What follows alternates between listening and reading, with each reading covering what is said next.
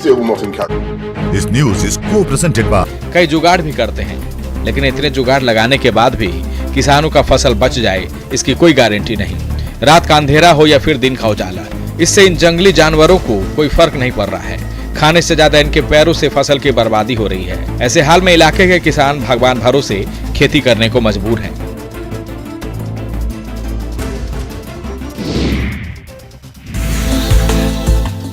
बगहा के हरनाटार में एक एग्रो फार्म परिसर में मुर्गी पालन से जुड़े किसानों को प्रशिक्षण दिया गया। हरियाणा से आए पोल्ट्री कंसल्टेंट ने थरवट के मुर्गी पालन से जुड़े किसानों को मुर्गी पालन के गुर सिखाए।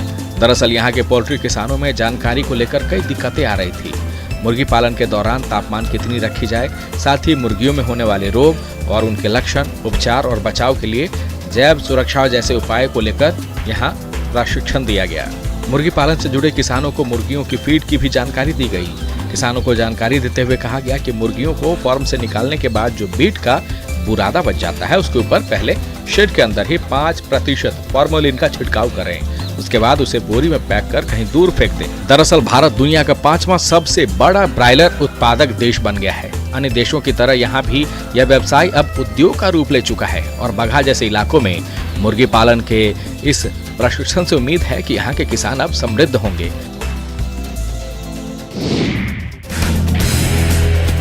रोहतास जिले के सासाराम में लड़कियों का खेल के प्रति रुझान बढ़ने लगा है। खेल को लेकर इन लड़कियों में जुनून और जज्बा दोनों साफ साफ दिखाई पड़ रहा है। कबड्डी जैसे लोकप्रिय खेल की धुन में मस्त ये लड़कियां अपने विरोधियों से मैदान पर भिड़ने को तैयार हैं।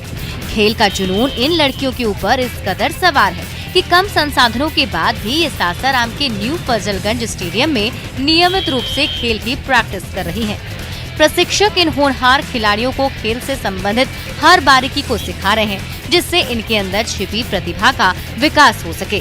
राज्य स्तर पर कबड्डी प्रतियोगिता में भाग ले चुकी इन लड़कियों का अगला लक्ष्य नेशनल और इंटरनेशनल लेवल की कबड्डी टूर्नामेंट में भारत का प्रतिनिधित्व करना है। खेल के प्रति इन लड़कियों का जुनून केवल नारी सशक्तिकरण का संदेश नहीं दे रहा, बल्कि आधुनिक दौर में मोबाइल से चिपके लड़के और लड़कियों को भी खेल के प्रति प्रेरित कर रहा है। कहते हैं आपदा कहकर नहीं आती, और आती है तो सब कुछ तबाह कर जाती है। कटिहार के अहमदाबाद में भी कुछ ऐसा ही हुआ है। झब्बू टोला में एक ऐसी ही आपदा आई जिसने दर्जनों परिवारों को उजाड़ कर रख दिया। खाना बनाने के दौरान एक घर में लगी आग ने ऐसा विकराल रूप धारण कर लिया कि देखते ही देखते कई परिवारों के आशियाने जल गए। आशियाना जलता रहा, आग में तमाम सपने खाक होते रहे, लेकिन सभी इस आग के आगे बेबस नजर आए। दर्जनों घर इस आगलगी में खाक में तब्दील हो गए। फूस का घर होने के कारण आग तेजी से फैलता चला गया। लोग आग बुझाने की कोशिश करते रहे, फायर ब्रिगेड की टीम नहीं पहुंच सकी। कड़ी मशक्कत के बाद लोगों ने आग पर काबू पाया, लेकिन तब तक सब कुछ राख हो चुका था। अग्निकांड के बाद गांव में सिर्फ तबाही का मंजर देखने को मिल रहा है। लोगों के घर जलकर राख के ढेर में तब्दील हो चुके हैं। जिंदगी चलाने की चुनौती उनके सामने खड़ी है। अब जिंदगी की गाड़ी को पटरी पर लाने के लिए उन्हें मदद की आस है। नवादा जिले में अपराधी मानो बेखौफ हो गए हैं। अपराध की कई घटनाएं यहां आम बात हो गई है। एक बार फिर नगर थाने से महज 20 कदम की दूरी पर ही चोरों ने बैंक को निशाना बनाने की कोशिश की है, लेकिन वे कामयाब नहीं हो सके। चोरों ने शहर के राजेंद्र नगर स्थित बैंक ऑफ इंडिया के मुख्य दरवाजे को गैस कटर से काटकर चोरी करने का प्रयास किया। दरवाजा काटने के बाद चोर बैंक के सेफ तक भी पहुंच गए थे, लेकिन बैंक के स्ट्रांग रूम को तोड़ नहीं सके। बैंक में लगी सीसीटीवी का डीवीआर चोर अपने साथ लेके चल गए। चोरी में नाकाम होने के बाद चोर गैस कटर, एलपीजी और ऑक्सीजन सिलेंडर मौके पर ही छोड़कर फरार हो गए। वारदात की इस तस्वीर को देख पुलिस की गश्ती पर भी सवाल उठ रहे हैं। सवाल ये कि चोर पूरी रात बीच शहर के एक बैंक में चोरी की इतनी बड़ी घटना को अंजाम देने की कोशिश करते रहे, लेकिन पुलिस को इसकी खबर तक नहीं लगी। फिलहाल बैंक में लगे एक गुप्त कैमरे से डेटा को निकाला जा रहा है ताकि चोरों का पता लगाया जा सके।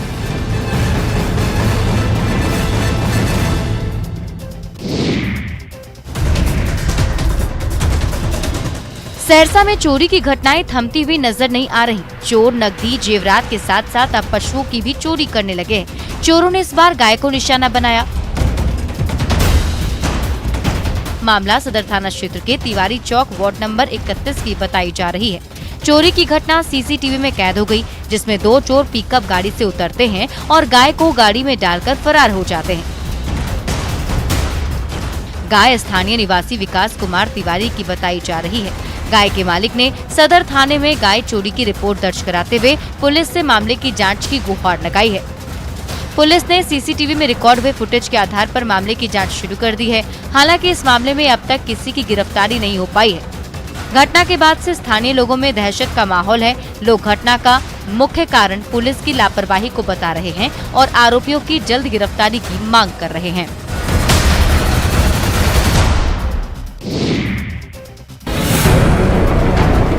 धनबाद में चोरों का आतंक लगातार जारी है। पुलिस की लापरवाही का चोर फायदा उठा रहे हैं, जिसके कारण क्षेत्र में चोरी की घटनाएं बढ़ने लगी हैं। सिंदरी में चोरों ने गौशाला ओपी थाना क्षेत्र के गौशाला बाजार स्थित बैंक ऑफ इंडिया के एटीएम को उखाड़कर फरार हो गए।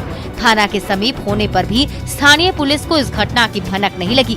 बैंक कर्मियों को एटीएम चोरी की घटना के विषय में उस वक्त जानकारी मिली जब वो एटीएम में कैश डालने गए थे। ये देखकर बैंक कर्मियों के होश उड़ गए। बैंक कर्मियों ने घटना की जानकारी बैंक अधिकारियों और स्थानीय पुलिस को दी। घटना की सूचना मिलते ही बैंक अधिकारी मौके पर पहुंच गए और घटना की शिकायत स्थानीय पुलिस स्टेशन में दर्ज कराई, जिसके बाद स्थानीय पुलिस घटनास्थल पर पहुंची। मामले की जांच की जा रही है। पुलिस की सहायता के लिए फोरेंसिक एक्सपर्ट को भी बुलाया गया है। पुलिस एटीएम रूम में लगे सीसीटीवी की मदद से आरोपियों की पहचान कर रही है। स्थानीय लोग पुलिस की कार्यशैली पर सवाल उठाने लगे हैं। हो चुकी थी। आग लगने से कार के अधिकतर सामान जल चुके थे। वहीं कार में आग लगने की वजह का खुलासा नहीं हो सका है। गनीमत ये रहे कि आग के इस गोले में खाक सिर्फ कार हुई। जान माल का कोई नुकसान नहीं हुआ। कार सवार सभी लोग सुरक्षित हैं।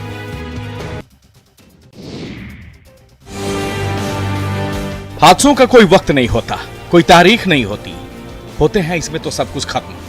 समस्तीपुर के पटोरी में तबाही का ऐसा ही मंजर दिखा, जिसने 3 परिवारों को उजाड़ कर रख दिया।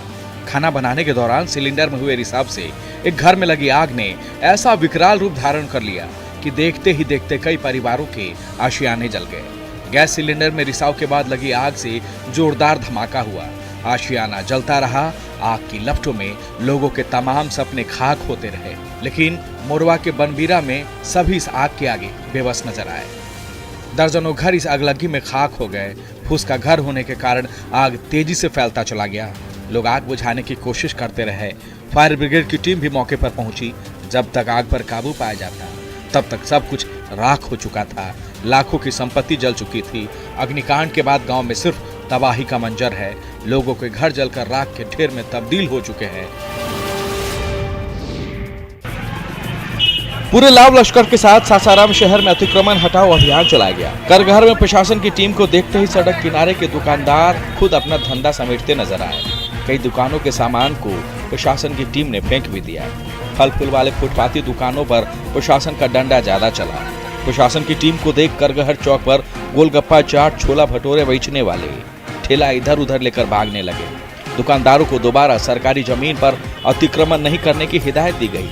दरअसल करगहर बाजार अतिक्रमण के कारण सिमट कर रह गया है। दुकानदारों के अतिक्रमण के कारण मुख्य सड़क पर लगातार जाम जैसे हालात बने रहते हैं। सासाराम चौसा पथ पर गाड़ियां रेंगती नजर आती है। अतिक्रमण के कारण शहर के लोगों को भी काफी दिक्कतें होती है। शहर को जाम से निजात दिलाने के साथ साथ सरकारी जमीन पर अतिक्रमण हटाने के लिए करगहर बाजार में अतिक्रमण के खिलाफ अभियान चलाया गया। खासकर फुटपाथ दुकानदारों को सड़क किनारे नाला के उस पार रहने की हिदायत दी गई।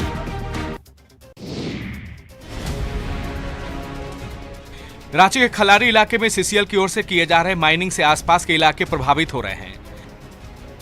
करकट्टा इलाके में माइनिंग कार्य से इलाके में दहशत है। एक तरफ सीसीएल माइनिंग करते जा रही है तो दूसरी तरफ इस माइनिंग से कई मकानों की दीवारों में दरार आ गई है। कई मकान खंडहर बनते जा रहे हैं। कई घर के तो फर्श भी माइनिंग की वजह से फट गए हैं, जहां से अक्सर गैस का रिसाव होता रहता है। ऐसे में इन घरों में रहने वाले लोग डरे सहमे नजर आते हैं। भगवान भरोसे ही ये लोग इन घरों में सोते हैं, क्योंकि कब घर जमींदोज हो जाए इसका कोई नहीं जानता। घर की दीवारों में पूरी तरह दरार आ चुकी है, जिससे कई घर क्षतिग्रस्त होने की कगार पर है। वहीं जब गैस का रिसाव होने लगता है तो ऐसे में घरों में रहना और भी दुर्लभ हो जाता है।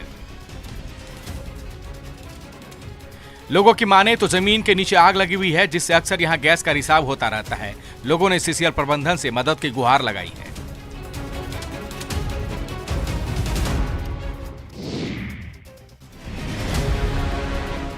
गंदगी का अंबार, जगह जगह गंदा पानी, शराब की बोतलें।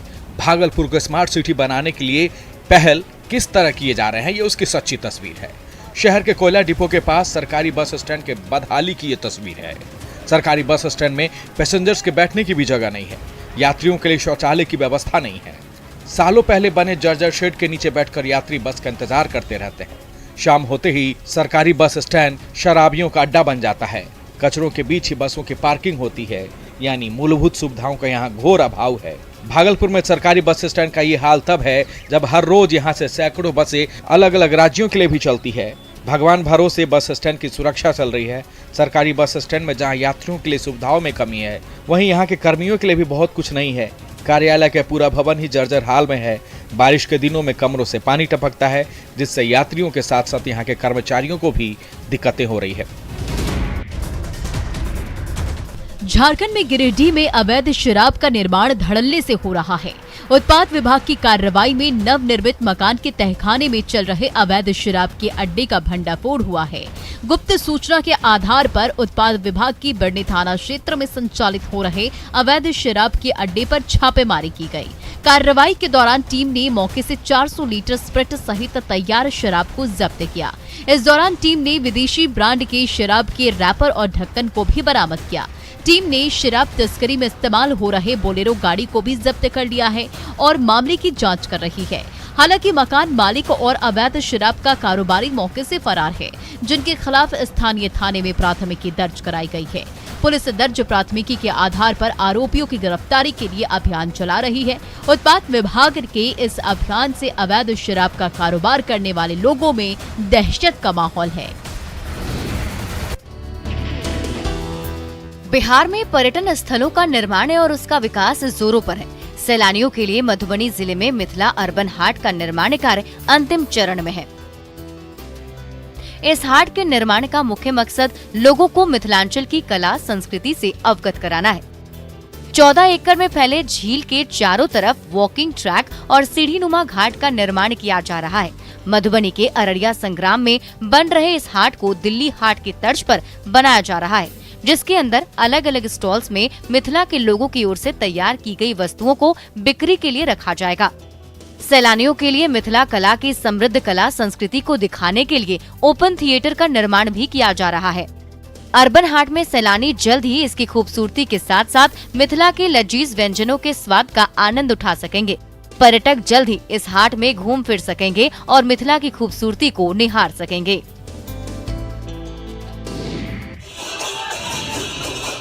ढोल झाल के साथ भक्ति के गीत गाए जा रहे हैं। राधा रूप में सिर पर दही हांडी रखकर कीर्तन किए जा रहे हैं और तमाम विधि को पूरा करने के बाद दूसरे पर गुलाल फेंके जा रहे हैं।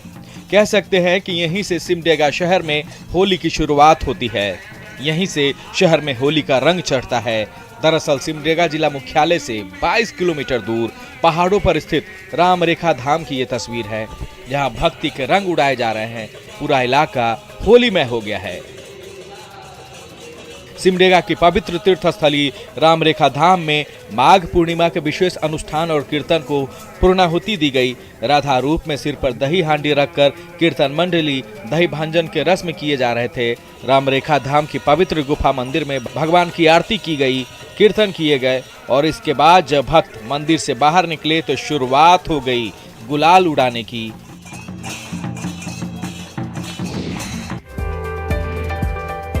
बिहार में महिलाओं को आत्मनिर्भर और सशक्त बनाने की दिशा में लगातार प्रयास किए जा रहे हैं। मुंगेर में जिला प्रशासन की तरफ से जीविका मिशन के तहत गरीब महिलाओं को रोजगार उपलब्ध कराने के लिए सिलाई प्रशिक्षण केंद्र की स्थापना की गई है, जिसका संचालन जिला जीविक केंद्र के तहत स्थानीय जिला प्रशासन के सहयोग से किया जा रहा है। जिले के गौरीपुर और सफियाबाद में जीविका मिशन के तहत सिलाई की ट्रेनिंग और रोजगार के लिए सेंटरों की स्थापना की गई, जिसमें गरीबी रेखा के नीचे रहने वाली महिलाओं को निःशुल्क प्रशिक्षण दिया जा रहा है। सिलाई की ट्रेनिंग हासिल कर चुकी महिलाएं इन सेंटरों पर स्कूल यूनिफॉर्म के साथ साथ अन्य ड्रेस तैयार कर रही हैं। आर्थिक तौर पर न सिर्फ आत्मनिर्भर बनेंगी बल्कि खुद के साथ साथ परिवार का पालन पोषण भी करेंगी, जिससे उनकी गरीबी दूर हो सकेगी।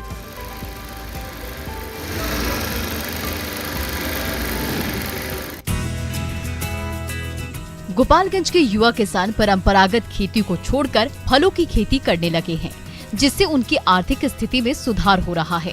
मीरगंज में युवा किसान ने धान और गेहूं जैसे फसलों की खेती को छोड़कर स्ट्रॉबेरी की खेती शुरू कर दी है, जिससे उन्हें अधिक मुनाफा हो रहा है। युवा किसान ने स्ट्रॉबेरी की खेती के लिए वैज्ञानिक और आधुनिक तकनीक अपनाया है, जिसके कारण फसल की पैदावार अधिक हो रही है, जिससे उन्हें आर्थिक लाभ हो रहा है।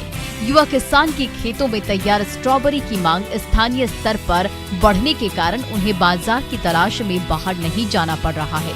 युवा किसान के मुताबिक जिले की मिट्टी इसकी खेती के लिए अनुकूल है, जिसके कारण उन्हें ज्यादा परेशानी नहीं हो रही है। युवा किसान स्ट्रॉबेरी की खेती से न सिर्फ अपने आप को आर्थिक तौर पर मजबूत कर रहा है, बल्कि अन्य किसानों को भी मुनाफा देने वाली फसलों की खेती करने के लिए प्रेरित कर रहा है।